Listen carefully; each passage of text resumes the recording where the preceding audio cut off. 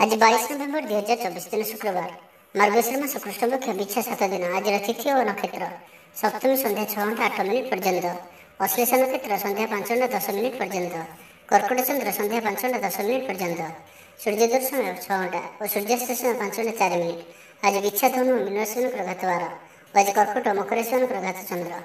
आज शुभ बेला दिवा 9 घंटा दिवा 10:29 पर्यंत, दिवा 11:13 ठार दिवा 11:57 पर्यंत, दिवा 1 घंटा 25 अपराह 3 घंटा 37 पर्यंत। निषेध खाद्य आज ताल और संध्या 6:08 पर नड़िया भक्षण निषेध। तो मेष ठार आरंभ कर मीन राशि व्यक्ति कौन कही थाए आज आपणकर राशि, कौन कही थाए आज आपणकर ग्रह नक्षत्र और आज आपको एपरि केउं उपाय करबा आवश्यक जहाँफल आज आपणकर दिनटी अत्यंत शुभ सब्यस्त हेब। एही क्रम सबुठार प्रथम आसंतु जानिबा मेष राशि विषय। मानसिक अस्थिरता देखादेव। आज किछि ना किछि स्वास्थ्यगत समस्या दे गति करिवे। अଯଥା खर्च जो मन भाराक्रांत हेब। पारिवारिक जीवन में स्वामी स्त्री मध्य मतांतर और मनांतर देखादेव। तो उभय उभय को बुझा चेष्टा करूँ और निज निज मध्य कटु शब्दर व्यवहार आदौ करूँ ना। समय को एपरी भाव में जावाक दिंतु। जड़े कहले आउ जड़े चुप हो जातु, सबकि ठीक हो। राजनीति क्षेत्र व्यक्ति को मिथ्या निंदा अपवादर सम्मुखीन होगा पड़ पारे। बंधुवर्ग अपदस्थ हो पारती, थट्टा परिहासर पात्र हो पारती, अकारण कौन से विवाद मध्य को छंदी हो पारती। तो आज आप संपूर्ण रूपे खराब मित्र और कुसंग एवं कु अभ्यास संपूर्ण रूपे दूरे रुहतु, ना तो कौन सी गोटे बड़ विपद में पड़ पारती। अकारण ही विपद मध्य को छंदी हो पारती। चाकरी लगी कर्मक्षेत्र में सहकर्मी विरोध घटव। प्रत्येक कार्य आज किसी न किसी बाधा उपज। अनिच्छा सत्वे कार्य करने को बाध्य हे। मुंडे भारीपण रज कौन भी बड़ धरणर निष्पत्ति निवेश आज करूँ ना। छात्र छात्री मैंने पढ़ापढ़ी प्रति अवहेला प्रदर्शन कर पश्चाताप करेंगे, चिड़चिड़ा स्वभाव रे। प्रति कार्य को सतर्कतार सहित करूँ। कौन कथा को नहीं भाई भौणी सहित मतभेद हो पारे। व्यापार वृत्ति लाभ पाइबा अधिक परिश्रम करने को पड़ो। किसी संक्रांत बड़ों परामर्श काम आसब। अति निकटतर बंधु प्रति सन्देह उपज। गृह भेद घटीपे। चाकरी क्षेत्र में सहकर्मी मान असहयोग देखादेव। व्यवसायी मैंने प्रतिद्वंदितार सम्मुखीन हे। पूर्व तुलन में आय कम रहिबो। तो आज दिन टी शुभमय करने आज कौन गोटे मंदिर में किसी न किसी दान करूँ और सेठार भिखारी मान भोजन करातु। एवं आज आप कहारी आगे निजर प्रशंसा करूँ ना। यह आपंप अत्यंत ही शुभ सब्यस्त हो। वृष राशि विषय जाना। मानसिक और शारीरिक सुस्थता बजाय रहिबो। कौन मनोरंजन भित्तिक कार्यक्रम में जोगदेवे। आर्थिक स्थिति स्वच्छल रहिबो। पाख पड़ोशी किंबा निजर लोक मान द्वारा किसी सुविधा सुजोग प्राप्त हेब। अदालत में चलुवा निर्णय आपंकर पक्ष रहिबो। प्रकाशन प्रशासन और सांबादिकता क्षेत्र में व्यक्ति लगे आज दिनटी अनुकूल और शुभ सब्यस्त हो। जमी किणाबिका क्षेत्र में उन्नत मानर लाभ पाइबे। जमी दलाल मान धन लाभर दिनटीए। अटक रही कार्य आगेब। निर्माण कार्य अग्रगति देखादेव। परिवार मध्य पारस्परिक बुझामण रहिबो। दाम्पत्य जीवन में मधुरता बजाय रहिबो। कौन गोटे शुभ खबर मन में प्रसन्नता आनीदेव। महिला मान लगी दिनटी अत्यंत शुभ। महिला माने नूतन गृह उपकरण क्रय करेंगे। कौन गोटे खास काम अनुभवी साहाय्य पाइबे। पुराणा बंधुओं सह भेट हेब। कहारी को हृदयर मनर कथा कहे। आर्थिक स्थिति पूर्वापेक्षा मजबूत हेब। चाकरी लगी भल सुजोग आसपे। जीवन में सकारात्मक परिवर्तन आसब। परिवार मध्य हस खुशीर लहर रहिबो। शत्रु मैंने परास्त हेबे। आपण ऊर्जावान रहिबे और सक्रिय जनाजिबे। प्रत्येक कार्य को द्रुतगति संपादन करेंगे। असंभव पर लगुवा कार्य को सहजरे संपन्न करें। भाग्यर पूर्ण सहयोग प्राप्त हेब। दूरयात्रार जोग बनुची। Love life दिनटी भलरे कटिब। व्यापारी माने पूर्व तुलन में अधिक आय करेंगे। चाकरी क्षेत्र में दिनटी शुभ। छात्र छात्री मानकर पढ़ापढ़ी प्रति उत्साह वृद्धि पाइब। भविष्य को नहीं कौन ठोस योजना प्रस्तुत करेंगे। निजर जीवन शैली को परिवर्तन करने लगी चिंता विचार करेंगे। तो आज दिन टी आप शुभमय करने आज आप कौन गोटे काली गाय को सबुज घास बा किसी शाग गुड़ा खावाक दिंतु। एवं आज आप निजर गुप्त कथा कहारी को भी कहतु ना। यह आपंप शुभ सब्यस्त हो। एवं मिथुन राशि विषय जाना। आज उत्साहप्रद दिनटी आपंप कर्मक्षेत्र में उत्साह सहित समस्त कार्य संपादन करेंगे। सफलता प्राप्ति हेब। देह और मन भल रहिबो। आय अब्याहत रहिबो। महिला मान लगी दिनटी अत्यंत ही शुभ सब्यस्त हो। पड़ोशी मान मधुर संपर्क बजाय रहिबो। ନିଜର ତ୍ରୁଟି ବୁଝିପାରିବେ ଓ କୌଣସି ଗୋଟିଏ ଯୋଜନା ପରିବର୍ତ୍ତନ କରିବେ ଓ ଏହା ଆପଣଙ୍କ ଲାଗି ଶୁଭ ରହିବ। ଦୂର ବନ୍ଧୁଙ୍କ ଦ୍ୱାରା ଉପକୃତ ହେବେ। ମାନସିକ ଦୃଢ଼ତା ବୃଦ୍ଧି ପାଇବ। ବନ୍ଧୁ ମେଳରେ ଆନନ୍ଦ ପାଇବେ। କୌଣସି ଗୋଟିଏ ଦୀର୍ଘଦିନର ସମସ୍ୟାର ସମାଧାନର ବାଟ ବାହାରିବ। ଦାମ୍ପତ୍ୟ ଜୀବନ ମଧୁରତାପୂର୍ଣ୍ଣ ରହିବ। ଦୂରଯାତ୍ରା କରିପାରନ୍ତି। କାର୍ଯ୍ୟକ୍ଷେତ୍ରରେ କର୍ତ୍ତୃପକ୍ଷଙ୍କ ସାହାଯ୍ୟ ମିଳିବ। ସୃଜନଶୀଳ ପ୍ରତିଭାର ବିକାଶ ଘଟିବ। ଅଧିକରୁ ଅଧିକ ଲାଭପ୍ରାପ୍ତ ହେବ। ବେପାରୀ ବର୍ଗଙ୍କୁ ଅଚାନକ ଧନଲାଭ ହେବ। ସମ୍ପର୍କୀୟମାନଙ୍କର ଘରକୁ ଯିବା ଆସିବା ଲାଗି ରହିବ। ପରିବାରର ପୂର୍ଣ୍ଣ ସ୍ନେହ ଓ ସହଯୋଗ ପାଇବେ। ମହିଳାମାନଙ୍କ ଲାଗି ଦିନଟି ଅନୁକୂଳ। ମହିଳାମାନେ ଗୃହ ନିପୁଣ ରହିବେ। ପରିବାରରେ ସମସ୍ତଙ୍କର ପ୍ରିୟଭାଜନ ହେବେ। ଦାମ୍ପତ୍ୟ ଜୀବନ ସୁଖପୂର୍ଣ୍ଣ ବିତିବ। ପିତାପୁତ୍ରଙ୍କ ମଧ୍ୟରେ ସମ୍ପର୍କ ସୁଦୃଢ଼ ହେବ। ଆର୍ଥିକ ସ୍ଥିତି ମଜବୁତ ରହିବ। ଦୂରଯାତ୍ରାର ଯୋଗ ବନୁଅଛି ଓ ଏହି ଯାତ୍ରା ଆପଣଙ୍କର ସଫଳ ହେବ। କ୍ୟାରିୟର ସଂକ୍ରାନ୍ତରେ କୌଣସି ବଡ଼ ସଫଳତା ପାଇବେ। ଭାଇ ଭାଇଙ୍କ ମଧ୍ୟରେ ସ୍ନେହରେ ବୃଦ୍ଧି ହେବ। ସମାଜରେ ଯଶ ଓ ସମ୍ମାନର ଅଧିକାରୀ ହେବେ। କବି ଓ ଲେଖକମାନଙ୍କ ପାଇଁ ଦିନଟି ଅତ୍ୟନ୍ତ ଅନୁକୂଳ। ଯେଉଁ କାର୍ଯ୍ୟ ହାତକୁ ନେବେ ସେଥିରେ ସଫଳ ରହିବେ। ଆର୍ଥିକ ସ୍ଥିତି ଆହୁରି ମଜବୁତ ହେବ। ଅଟକି ରହିଥିବା ଧନ ପାଖକୁ ଫେରି ଆସିବ। ପୂର୍ବ ଯୋଜନା ଫଳବତୀ ହେବ। ଅତିରିକ୍ତ ଉର୍ଜାର ଅନୁଭବ କରିବେ।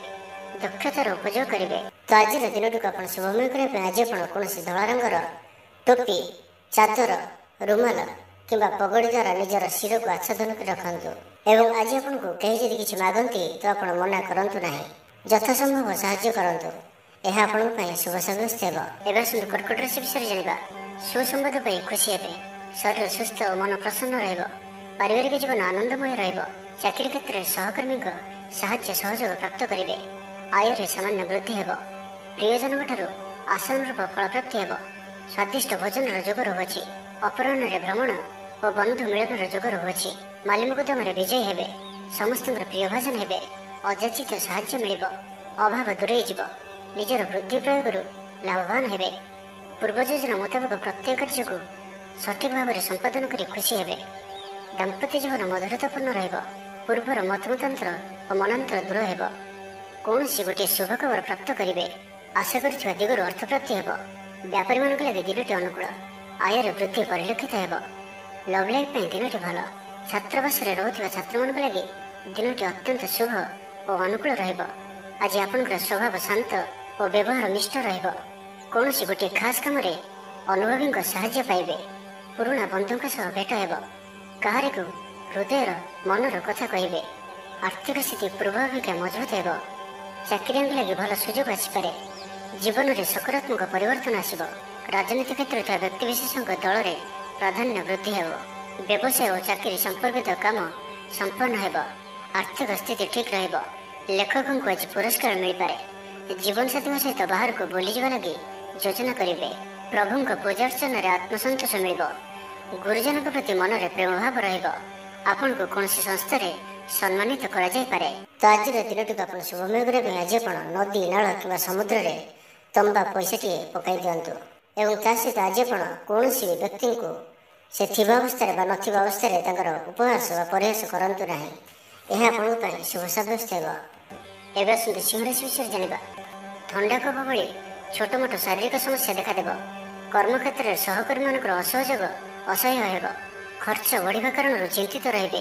ପାରିବାରିକ ଅଶାନ୍ତି ବଢ଼ିବ। ମୋହରେ ପଡ଼ି କ୍ଷତିଗ୍ରସ୍ତ ହେବେ। କୌଣସି ଗୋଟିଏ ଅଯଥା କଥାରେ ସମୟ ନଷ୍ଟ କରି ଅନୁତାପ କରିବେ। ଆଳସ୍ୟରେ ବୃଦ୍ଧି ହେବ।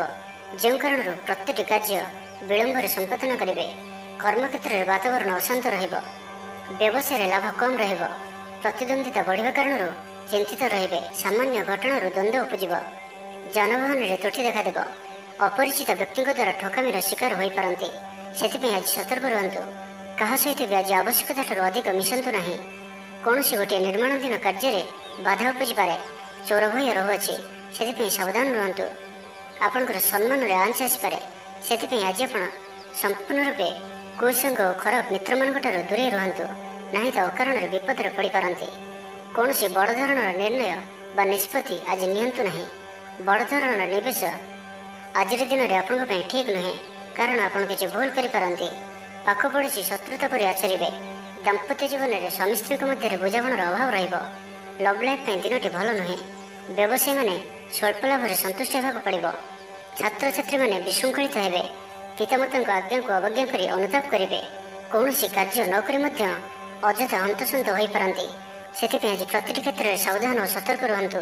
ତ ଆଜିର ଦିନଟିକୁ ଆପଣ ଶୁଭମୟ କରିବା ପାଇଁ ଆଜି ଆପଣ ଯଦି ବର୍ଷା ହୁଏ ତ ବର୍ଷା ଜଳକୁ ନିଶ୍ଚିନ୍ତ ରୂପେ ଗୋଟିଏ କଳସ ବା ଢାଳରେ ଧରି ରଖି ତାହାକୁ ନିଜର ଗୃହରେ 7 ଦିନ କିମ୍ବା 21 ଦିନ ପର୍ଯ୍ୟନ୍ତ ରଖନ୍ତୁ।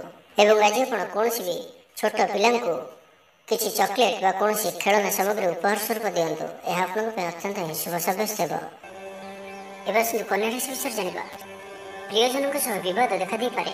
ଆଜି ବାକ୍ ସଂଯମର ସବୁଠାରୁ ଅଧିକ ଆବଶ୍ୟକତା ପଡ଼ିବ। ଆଜି କୌଣସି ବି ବିବାଦୀୟ ମନ୍ତବ୍ୟ ଦିଅନ୍ତୁ ନାହିଁ। କୌଣସି ବି ଶବ୍ଦ କହିବା ସମୟରେ ଉଚିତ ଶବ୍ଦର ନିର୍ଣ୍ଣୟ କରନ୍ତୁ, କାହିଁକିନା ଆପଣଙ୍କ ଶବ୍ଦର ଅର୍ଥରୁ ଅନର୍ଥ ଘଟିପାରେ। ମହିଳାମାନେ ଆଳସ୍ୟପରାୟଣ ହେବେ। ଆଜି କିଛି ଛୋଟମୋଟ ଶାରୀରିକ ସମସ୍ୟା ଦେଖାଦେବ। ସେଥିପାଇଁ ଆଜି ଶାରୀରିକ ସଚେତନତାର ଆବଶ୍ୟକତା ରହିଛି ଓ ଯେତେ ବି ଛୋଟିଆ ରୋଗଟି ହେଲେ ମଧ୍ୟ ତାହାର ଅବହେଳା କରନ୍ତୁ ନାହିଁ। ପାରିବାରିକ ଖର୍ଚ୍ଚରେ ବୃଦ୍ଧି ହେତୁ ଚିନ୍ତିତ ରହିବେ।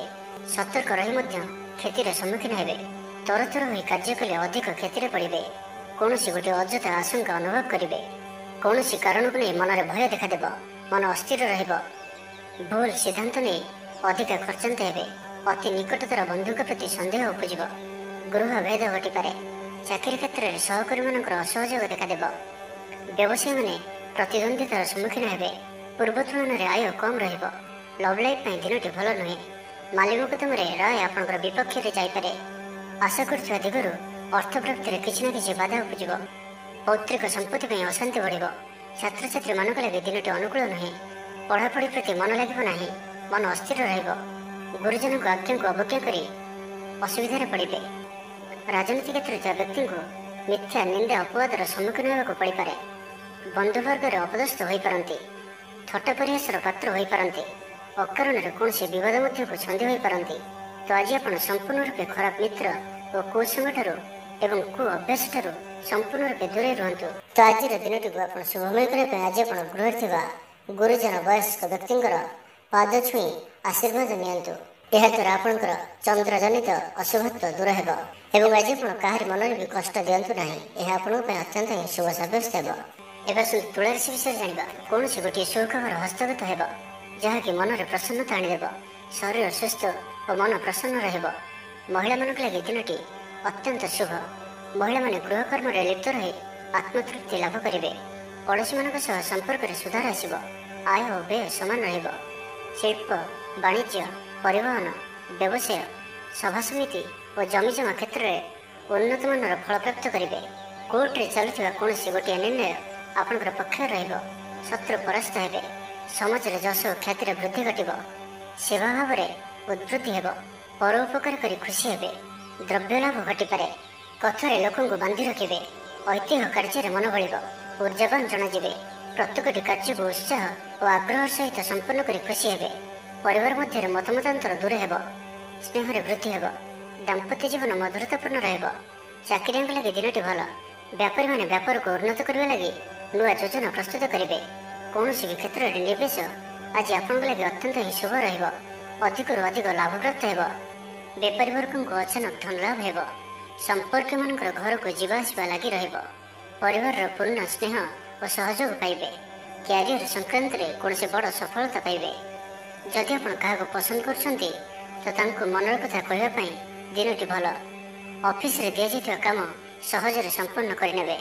କୌଣସି ଖୁସିର ଖବର ମିଳିବ। ଛାତ୍ରଛାତ୍ରୀମାନେ ସାଙ୍ଗସାଥି ମେଳରେ ମୌଜ ମଜଲିସରେ ଦିନ କାଟିବେ। ତ ପ୍ରତ୍ୟେକ ଦୃଷ୍ଟିରୁ ଆଜିର ଦିନଟି ଆପଣଙ୍କ ଲାଗି ଭଲ। ତ ଆଜିର ଦିନଟିକୁ ଆପଣ ଶୁଭମୟ କରିବା ପାଇଁ ଆଜି ଆପଣ ଗୋଟିଏ ଧଳା କପଡ଼ାରେ ଚାଉଳ ଓ ମିଶ୍ରି ବାନ୍ଧି ବହିଯାଉଥିବା ଜଳରେ ଭସାଇ ଦିଅନ୍ତୁ ଏବଂ ତା ସହିତ ଆଜି ଆପଣ କୌଣସି ବି ଏକ ଧର୍ମସ୍ଥାନକୁ ଅବଶ୍ୟ ବୁଲି ଯାଆନ୍ତୁ। ଏହା ଆପଣଙ୍କ ପାଇଁ ଅତ୍ୟନ୍ତ ହିଁ ଶୁଭ ସାବ୍ୟସ୍ତ ହେବ। ଏବେ ଆସନ୍ତୁ ବିଛାରାଶି ବିଷୟରେ ଜାଣିବା। ସ୍ୱାସ୍ଥ୍ୟ ହେତୁକ ସମସ୍ୟା ଉପୁଜିବ। ସେଥିପାଇଁ ଆଜିର ଦିନରେ ସ୍ୱାସ୍ଥ୍ୟକୁ ନେଇ ଜଗି ରଖି ଚଳନ୍ତୁ।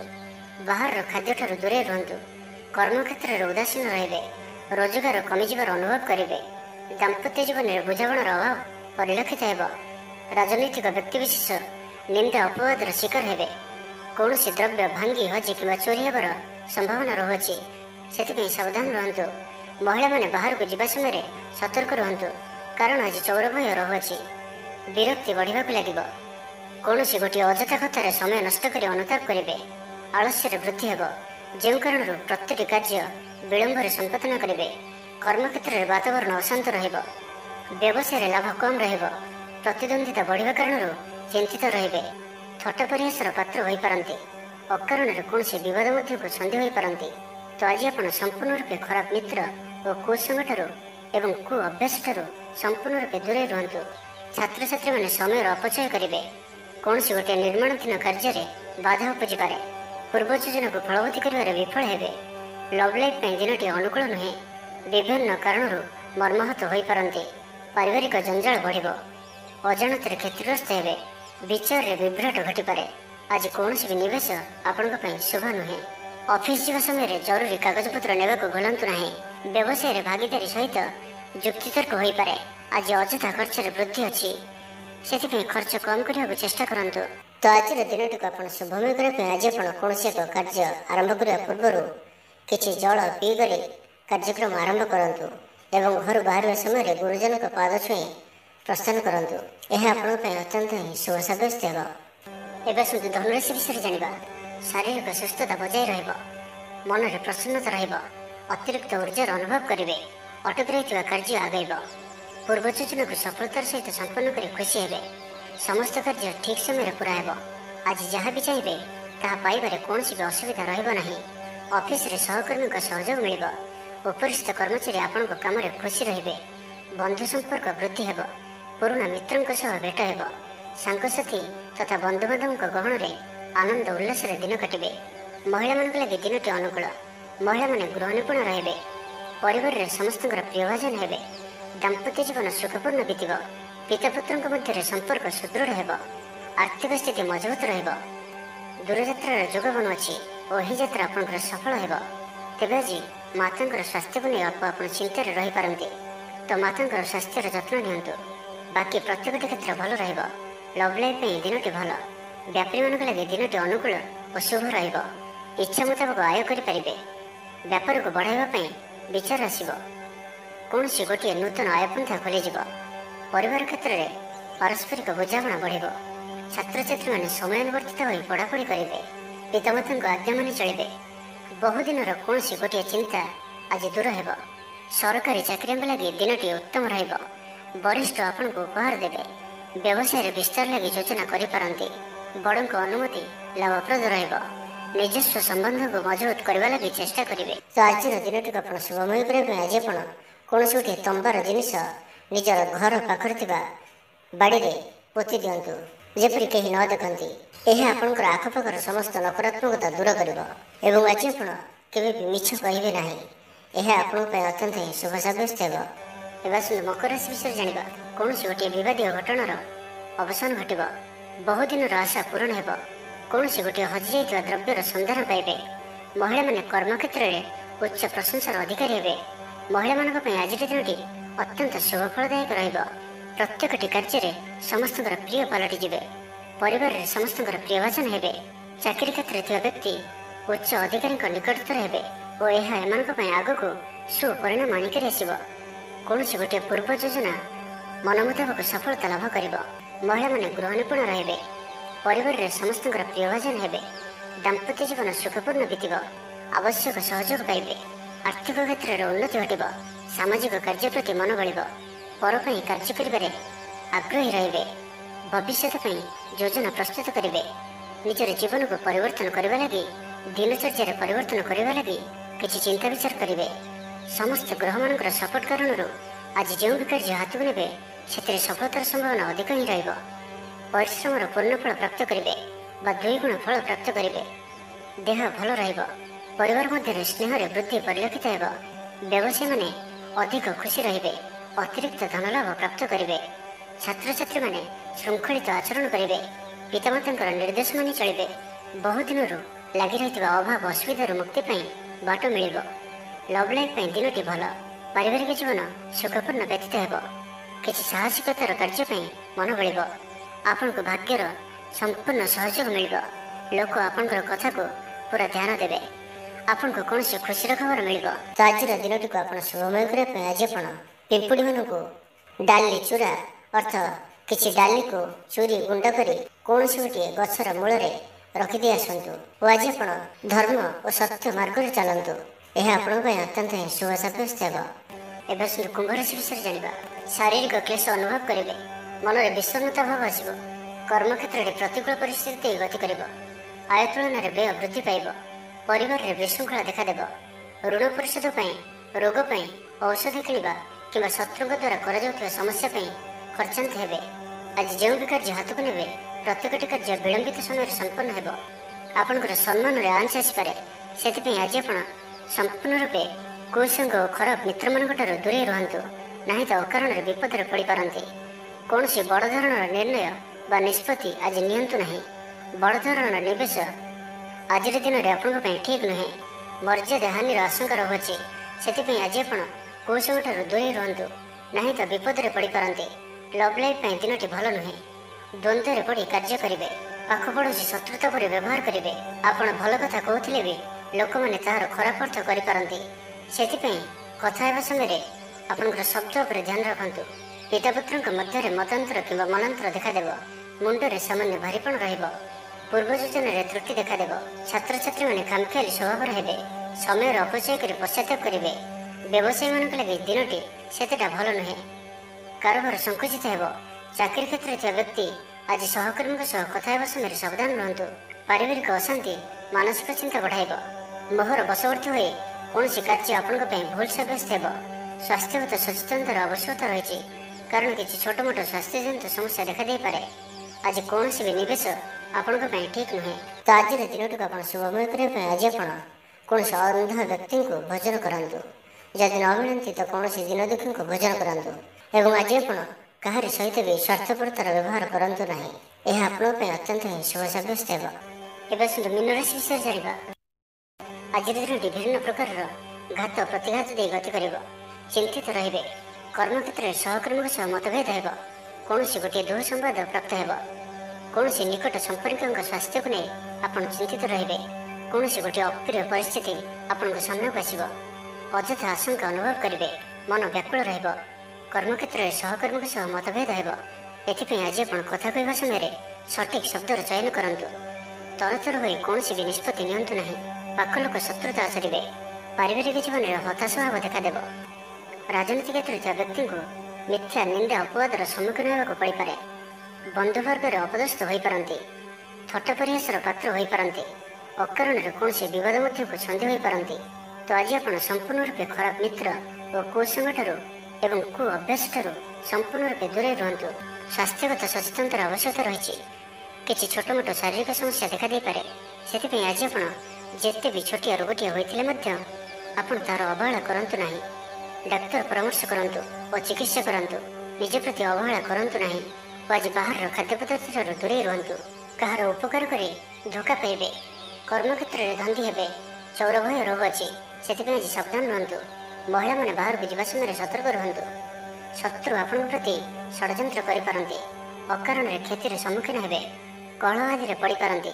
ପ୍ରତ୍ୟେକଟି କାର୍ଯ୍ୟ ପ୍ରମାଦବହୁଳ ହେବ। ବ୍ୟବସାୟୀମାନଙ୍କୁ ସ୍ୱଳ୍ପ ଲାଭରେ ସନ୍ତୁଷ୍ଟ ହେବାକୁ ପଡ଼ିବ। ଲଭ୍ ଲାଇଫ୍ ପାଇଁ ଦିନଟି ଭଲ ନୁହେଁ। ଛାତ୍ରଛାତ୍ରୀମାନଙ୍କ ଲାଗି ଦିନଟି ଅନୁକୂଳ ନୁହେଁ। ଆଜି ପିଲାମାନଙ୍କର ସ୍ୱାସ୍ଥ୍ୟର ଯତ୍ନ ନିଅନ୍ତୁ।